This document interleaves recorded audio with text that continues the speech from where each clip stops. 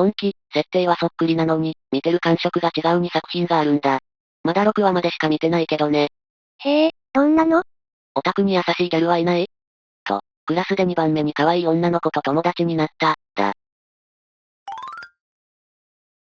どうも島岡です。ペットの味噌だよ。そんなわけで、今回は似ているのに空気が違う2作品だ。どっちも、主人公は、冴えない男子高校生。クラスの美少女2人組。趣味がきっかけで距離が縮まる。という設定だ。わあ、そっくりだね。だろ？だが、片方は明るいラブコメ三角関係、もう片方は人間関係問題の作品になっている。折り返しまで来て分かってきた、この違いが割と面白かった。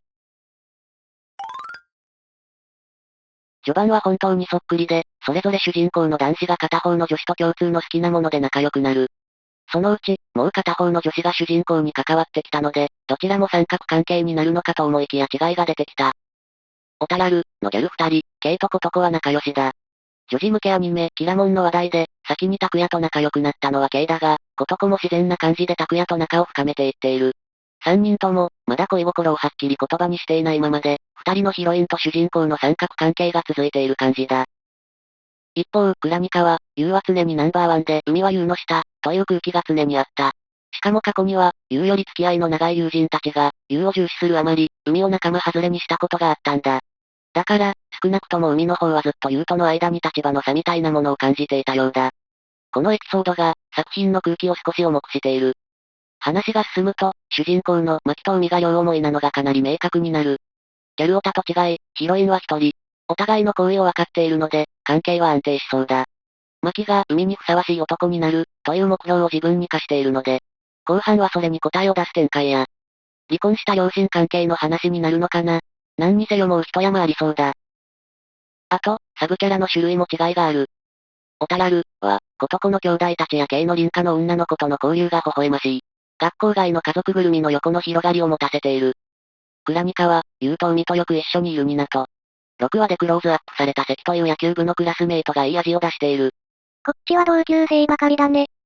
関は、ユウとの仲を取り持ってもらおうと、マキに近づいてきたので、最初は、失礼な奴だなと思ったんだが、断られると無理なことを言ったと謝罪しているんだ。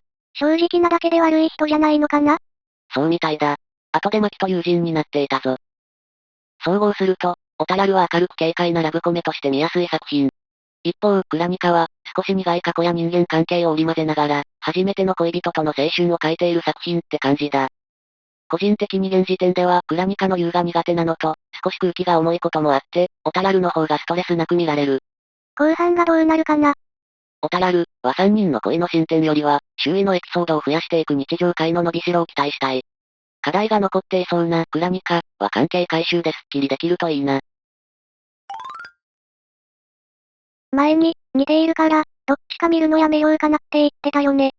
もう、その理由はなくなったぞ。みんなはどっちが好きかな？それでは、また次回。またねー。